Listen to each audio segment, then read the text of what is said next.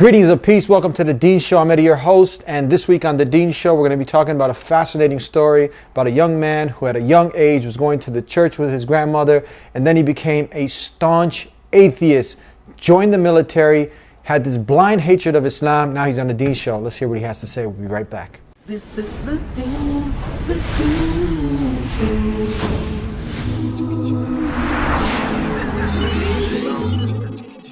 This is the Dean Show. This is the Dean Show. This is the Dean Show. This is the Dean Show. This is the Dean Show. This is the Dean Show.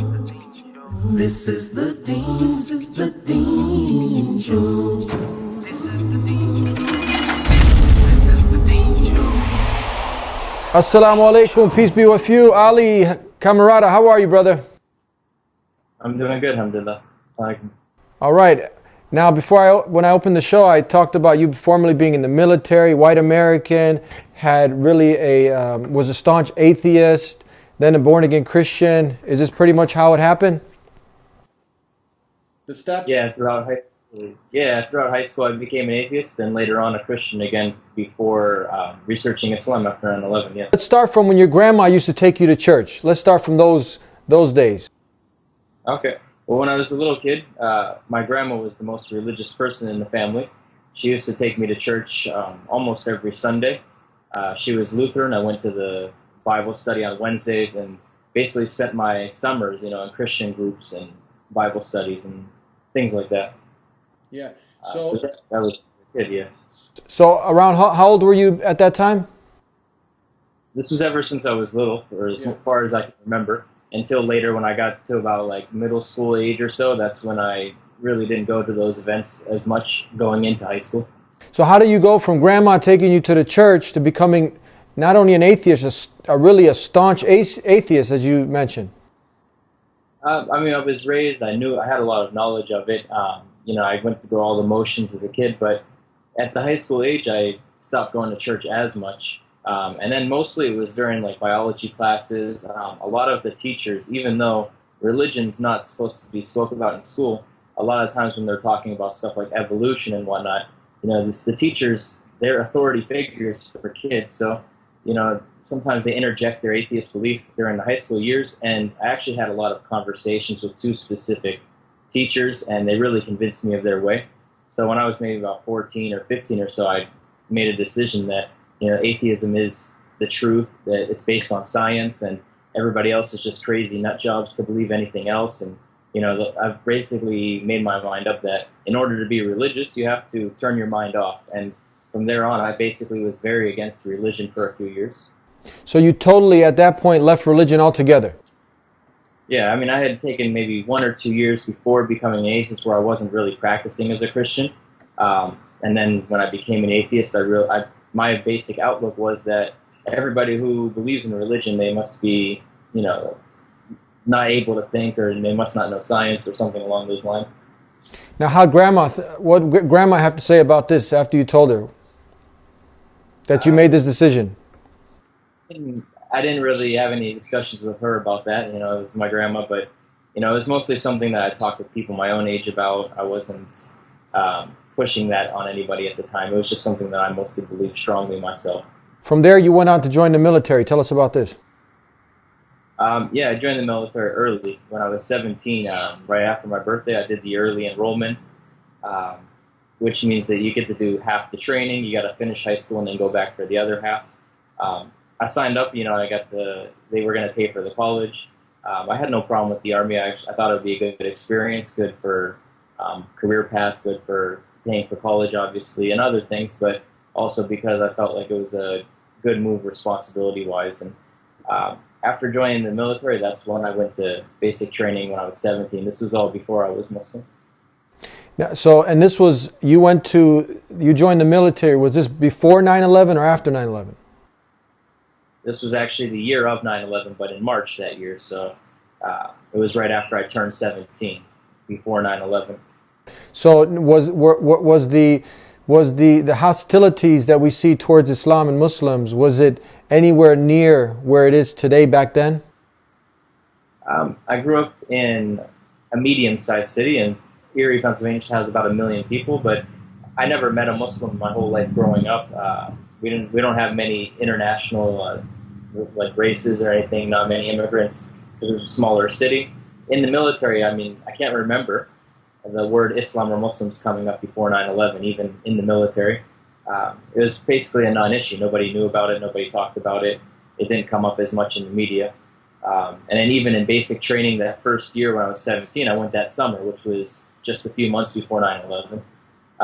Most of the time they were talking about communism and Russia and the history we had with that, and then the Vietnam War, and those are mainly the enemies they would talk about before 9/11. So Muslims never really came up. Now you talk about in your story that you ended up having, like most people, just this blind hate of Islam. What do you mean you just had a blind hate of Islam? What does that mean? I came back from the basic training because I did the early entrance program. I did half of the normal 16 weeks. I did 8 weeks. I came back. I was playing football for my high school at the time, and when I returned, it was about 2 weeks before school started, and 9/11 happened about the week after that. So I just got back from basic training, maybe about 3 weeks later. Basic training, you spend 8 weeks with the military. You wake up in the barracks, you sleep in the barracks, you polish your boots every night. You have a half hour to write letters. The rest of the day is completely, you're into the system of this military way of thinking. You have the community, like the brotherhood of the military, stuff like that. And 3 of my friends also had done the early entrance. So in the early entrance program, I had 3 friends in my same grade. 2 of them were also on the football team with me. So we all came back from basic training, and 3 weeks later, 9/11 happens. And being new in the Army, we were also thinking, like, maybe we're going to get deployed because, something happened. Maybe we're going to have to go Iraq. And I don't know, they weren't discussing Iraq, mostly Afghanistan back then. But after this 9/11 happened, especially being in the military, I had this feeling like us versus them, and these people attacked us. And everything on the media, of course, is going to be one way. So I was overcome mostly by the media and by the us versus them mentality. And, it was basically like a fight type of attitude, and I had the blind hatred because I saw them as the enemy, and that's the way they were always made out to be. So now you come back from the military, and how was your perception? So you go from being a born-again Christian, you go from going to church with your grandmother, then you end up becoming a staunch atheist, you join the military, and somewhere in there you end up becoming a born-again Christian. Actually, at the time that I joined the military, I was starting to question some of the atheist presumptions, the assumptions they make about this is against religion, this is with religion, and I had some questions in my mind, a few doubts. When I joined the military, actually every Sunday, you have the choice. And in basic training, you can't go to, I don't know if they changed it, but you can't go to Juma or anything. Sunday is the only religious day. And in the military, you can basically stay back with the drill sergeants and clean, or you can go to the church. So even the atheists went to church during the basic training, and they mostly fell asleep in the back. But I went every Sunday for church. Some of the things that were said were a little bit inspiring at the time. I took a Bible with me and started reading it every day. And then even when I got home before 9/11, I started reading a lot. And that's the time where I got very back involved with Christianity, maybe a month before 9/11, 2 months. And I was born again at that time. I went through the process. I was born again, overcome with the Spirit of Christ, all this stuff they usually talk about. But at that time, I really became a practicing Christian again after reading about the religion and everything. And that happened after the military. All right, let's hold off right there. We're going to take a break, and we'll be right back with more to hear about this incredible story here on The Dean Show. Don't go anywhere. Islamic terrorism. Misconception: Muslims are terrorists. This is by far the biggest misconception of Islam, given unfairly by stereotyping and the public image that the media gives. Has anyone else noticed how when a specific group of people attack another group of people, it is labeled as a hate crime, but when a Muslim opens fire on anybody, it is quickly regarded as terrorism? Many political dictators and officials or extremist groups use the name of Islam as a strategy to garner followers and attention when many of their practices go against the true basis of Islam. The media has also portrayed Islam as a cult or a club where if you join you become a terrorist, and that is now part of your agenda.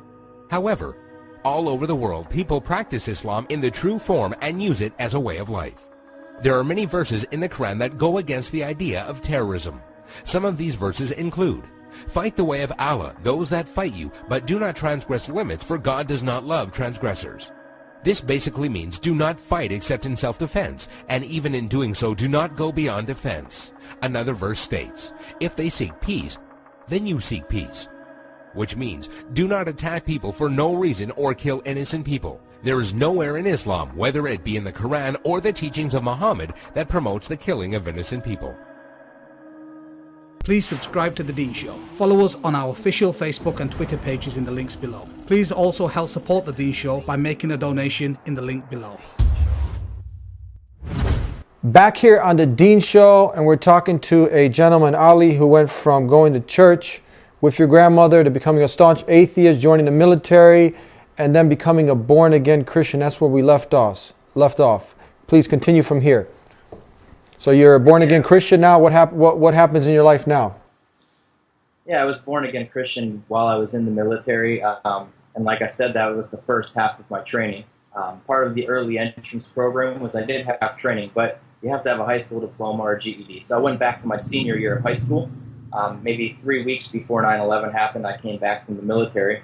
After 9/11 happened, the normal media craze and also being in the military and seeing them as an enemy, I had the blind hatred. There was, in my mind, every Muslim was an Arab. They were backwards, these Stone Age people.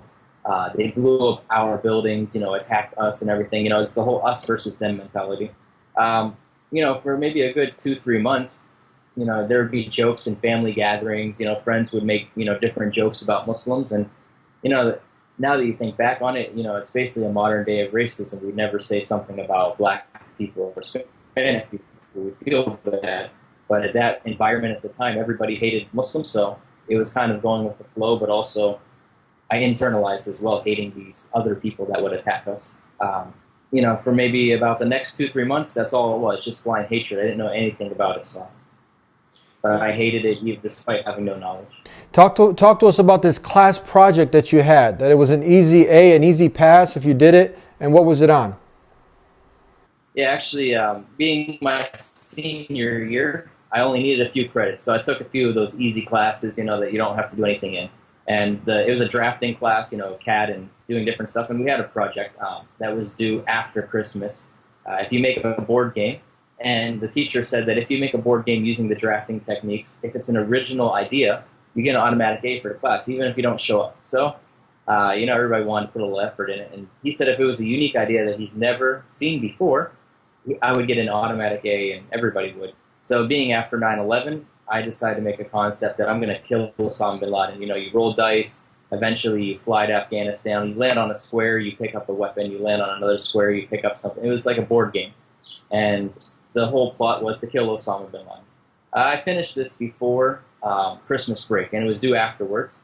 So I decided to take it home with me. I was going to draw some graphics on it, some extra images to make the board game good. Because acing the board game meant an easy second half of the year. And actually, that's when I looked up some pictures. I forgot what a turban looked like. And one of the squares you landed on was to light Osama bin Laden's turban on fire. And that was a way of killing him. So I wanted to look up an image and draw it on the game board as an illustration.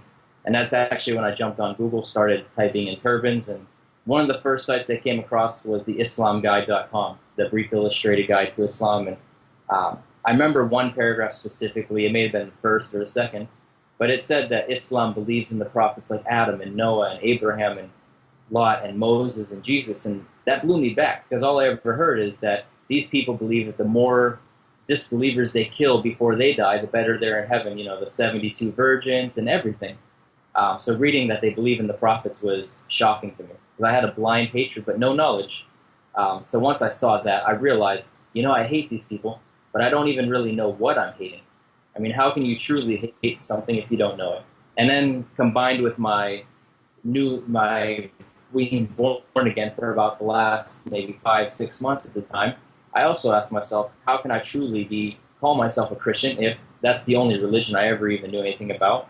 And I was confident in Christianity. I said, I'm going to know more about these Muslims because they're bad people, but I want to understand them. But also, Christianity is the truth, so no matter what I read, I'm still going to be a Christian. I'm still going to reaffirm my faith. So that's when I started reading, and that was basically the first day of Christmas vacation. So I had no school for a week or two, and I just started reading, basically nonstop for a week or two. And that was my first exposure to Islam. I never met a Muslim. I didn't even know they believed in the prophets. And then that was basically from zero, I started reading. Tell us about Joseph. You mentioned a retired 20-year veteran who was in the Navy. He was also a Muslim that you hooked up with. Tell us about this experience. Okay. Yeah, from where I left off, the part of reading, basically I started reading a couple of days before Christmas or around Christmas. I ended up becoming Muslim after 1 week because I dedicate myself to reading 10, 12, even 14 hours a day from waking to sleeping. And I became Muslim after learning about it. But after that, I didn't tell anybody. I told some people online. Some of the support groups that are around now, even like Facebook, stuff like that, wasn't available back then. So I kept Islam to myself. I emailed an MSA and got an email back that, hey, there's not really an MSA. It was just 2 of us and we graduated. But I have a couple friends you can talk to. And he was one of the guys I ended up finding through AOL Instant Messenger. And he was working for CARE down in Washington, D.C. at the time, about a 7-hour drive away from me. And I remember mentioning to him I was military, he was military, and we both converted. And he said, so how's your Muslim community? I was like, what do you mean? I haven't met a Muslim yet. And actually, the brother, mashallah, may Allah reward him, instantly he was like, what? You didn't meet a Muslim? You need to meet a Muslim. So he actually drove up 7 hours to meet me. We ate some Chinese food together. He gave me a couple things. And another brother from New Jersey actually mailed me some stuff from an Islamic bookstore website. And then after meeting him, he said, hey, I got work in the morning. I go. So I only saw him for an hour. But mashallah, brother drove to see me. And that gave me a good impression of brotherhood early on. Because at the time, I still hadn't told any of my family and friends that I was Muslim. They actually found out about 4 months later. Do you still keep in contact with Joseph? Yeah, I see him online. Now we're in different countries and stuff, but I still contact him as much as we can. We're both kind of busy, but, over Facebook and chatting, I see him. You want to give him the salams before we go to break? To Joseph, that was actually the first Muslim, white American, who accepted Islam. Go ahead. This salam's for you, Joseph, if you're out there, from our brother Ali. All right, we're going to be right back with more of this wonderful story here on The Dean Show. Don't go anywhere. Please subscribe to The Dean Show. Follow us on our official Facebook and Twitter pages in the links below. Please also help support The Dean Show by making a donation in the link below. Back here on The Dean Show, and we left off with Joseph coming to see you, right? And then, so before that, you already had accepted. You accepted that there's nothing worthy of worship except the creator of the heavens and the earth, the same God that Jesus worshiped, Moses, Abraham. You weren't doing anything different. You even have a beard now. I mean, this is a part of Islam, but some people tuning in, a lot of the not yet Muslims, they heard you say Osama bin Laden, and they've heard 9/11, they see you with a big beard, Muslim. I mean, that's like a formula for a disaster for some people. What do you have to say when people, they have these negative perceptions of Islam due to the negative propaganda? What do you say to them? I can bear witness myself that I was in the military. I was, I didn't convert to be a terrorist or anything like that. I had a healthy hate for, anybody that would kill innocent lives. After becoming Muslim, I've met plenty of ex-military, actually, I have yet to meet a single terrorist, actually. I've become Muslim, I've practiced in religion, I go to 10, 20, 30 different masjids since I've been Muslim, too many to count. I have yet to meet a terrorist, so, anybody that tries to say, oh yeah, you have thousands of terrorists, there's 2 billion Muslims, so what is that, it's like a decimal point, 5 zeros, and then a 1%, It's something that definitely people perceive it to be something that's common, but it's not. Even the FBI said only 6% of terrorists are actually Muslim. So as much as the news hypes it up, it's not much really. I haven't met one, and Islam's never taught me to blow anything up. So Islam's never taught you to blow anything up, but it's taught you how to live a good, righteous, wholesome life. Let's talk about that. The purity of Islam. Islam is definitely the fact. After converting to Islam, I was. Yeah. Go ahead. Yeah, after converting to Islam, I was a little bit afraid to tell my family, my friends. There was a lot of negative stigma. Despite the peaceful teachings, despite the good way of life and morals of Islam, there was still a stigma. It was, it was worse than anything else you could tell your family, hey, I became Muslim. So maybe for about 4 months, I was learning the religion slowly at the time. I didn't know. I remember eating some pork a couple weeks after becoming Muslim, and a Muslim online saying, hey, what'd you do? You're not allowed to do that. So, I learned over time, bit by bit. But finally, when I told my family, I wasn't eating pork, and they asked why, and it came out that, hey, I'm Muslim. So, there was a tough 1 or 2 months. Even my parents, they said, this is just a phase. When you go back to the military this coming summer, you're going to come back to normal. They thought it was, like a teenager going through a phase. And then after going to the military, I definitely had some run-ins with people since I declared my religion as Islam on my dog tags and everything. That was the first summer after 9/11. So there was a lot of people who voluntarily joined the army just to fight Muslims. And here I was, the only Muslim in the basic training unit. And it was definitely, an experience. But, people ask that all the time. Even I had a drill sergeant ask me, when we get out on the battlefield, which way is your gun going to point, Are you the enemy or are you one of our actual soldiers, So a lot of people had this stigma. So, the perception is that being a Muslim instantly makes you the enemy. Like I talked about before, the us versus them mentality. So in the military, even though I was wearing the uniform, even though I was, standing in line next to them, some people perceived as the enemy. And, like I said, this was months after 9/11, so some of it was to be expected. After getting back from the military, family, friends, a lot of them cut me off. They thought, like, okay, it's not a phase. Still, again, the 9/11 stigma floating around. I ended up having to leave my home city at that time and move in with there was a Muslim brother I met through Joseph, somebody else, and I moved down to Virginia. And one of the best things I did as a new Muslim, even though that was maybe 9 months after becoming Muslim, was I moved in with a roommate, a very good Pakistani brother named Salman, and I moved from Erie, which had no Muslims basically, to Virginia, which had many masjids in the DC area. And one of the best things was able to go to a masjid, meet an imam, be involved in a community. So as a new Muslim, being involved in an active community was one of the things that really allowed me to start learning my religion. And that's when I started growing the beard and learning that these certain things are obligated by Allah. And I grew my religion by being part of a community and going to classes. And that was probably one of the best things I feel. Before that, I did feel alone, but alhamdulillah, Allah was always with me when I went through the military and other things. But if I have one advice to new Muslims, is that definitely trying to be involved in the community makes a big difference, because those 9 months alone was very hard, but as soon as you have a community with you, you feel that you're no longer alone. Yes, you always have Allah, but for a new Muslim, there's a lot to learn, there's a lot to understand, and sometimes having the support is very crucial.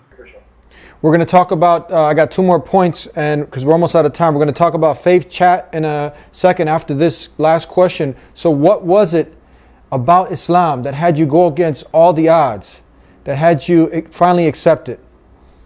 The main thing really, like I said, when I first read about Islam, I was trying to reaffirm my Christian faith throughout the whole thing. I was reading just to understand the enemy, basically. But part of it, I read early Christian history. I'm thinking, the Muslims claim that Muhammad is a prophet that came after Jesus. They believe in Jesus. So I read the early Christian history, what happened after Jesus, how the Bible came to be, 3-4 centuries later. And I actually read the story of Salman al-Farsi at one point. He was a Christian scholar from Persia, and, his brother priests and stuff said that, the message of Jesus is lost. There's going to be a new prophet that will come and revive it. And we know, even in the Old Testament, that when the message of a prophet would fade, a new prophet would come to revive the message. It wasn't something that was illogical or anything. So the early Christian history, combined with the fact that what the Muslims were speaking and teaching, just made perfect sense. I found it to be the truth, nothing else. I didn't care about, are Muslims terrorists at that point? At one point, I just felt, this is the truth. And I ended up telling myself at one point that while I'm reading these articles on Islam, I'm convinced already. So when am I going to become a Muslim? And for maybe one day, I was thinking, no, I can't be Muslim, I'm white. But, eventually, it was just kind of a gradual process, reading and learning.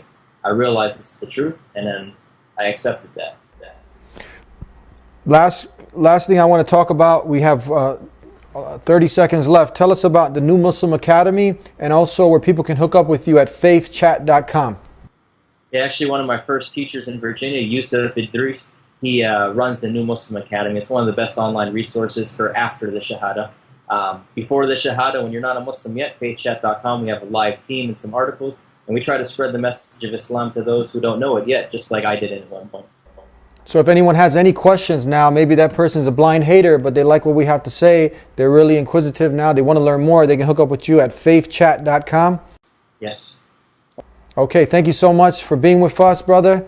It was a pleasure. Peace be with you. Assalamu alaikum. Wa alaikum salam. Thank you, Ali, for being with us here on The Deen Show. What an incredible story.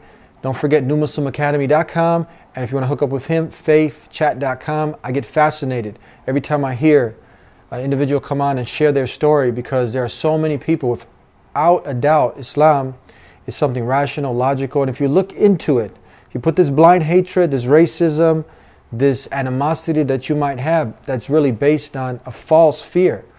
But like he did, he really looked into Islam. He looked at the evidence of it. It's pure message of monotheism.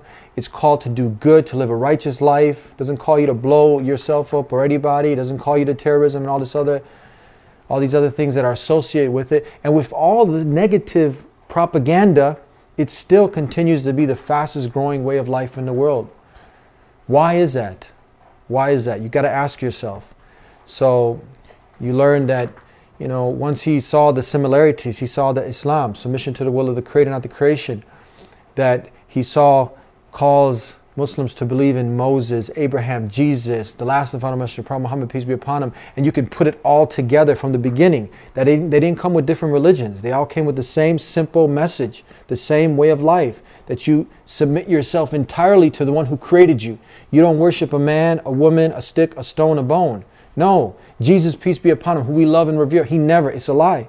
If you've been taught that, you've been brought up to believe that he's God, a literal son of God, this is a blatant lie. He never, why is it a lie, Eddie? Because Jesus never, ever called people to worship himself. He was sent by God with a message from God, calling the people to worship God. Don't make it out to be something it isn't. And don't put words in his mouth, because Jesus, peace be upon him, he was subordinate to God. He worshiped God. He prayed to God. He ate food and went to the bathroom. He wasn't God. And he wasn't a literal son of God. He was a mighty messenger of God. And if you can understand, because this is the crossroads, this is where we go to the right, and other people, they end up going in a direction that's not based on any proof or evidence, just blind following. And this gentleman here who was with us, he wasn't about to do any blind following. He looked at all the evidence, he scrutinized it, and he saw that Islam provided. Islam, remember, it's just an Arabic word that means submission to the will of God. And Jesus, he didn't speak English, he spoke Aramaic, which is a sister language to Arabic. And he called on Allah, the Creator, God Almighty, Allah. So look, too much to mention in this short amount of time, but Islam is simply a way of life that calls you to have a relationship, a loving relationship with the one who created you, the one who made you, the one you're going to return back to. So call on the one who will never let you down. And we believe he's the most just and loving, and he wouldn't leave you without guidance if you ask. So ask the one who made you for guidance.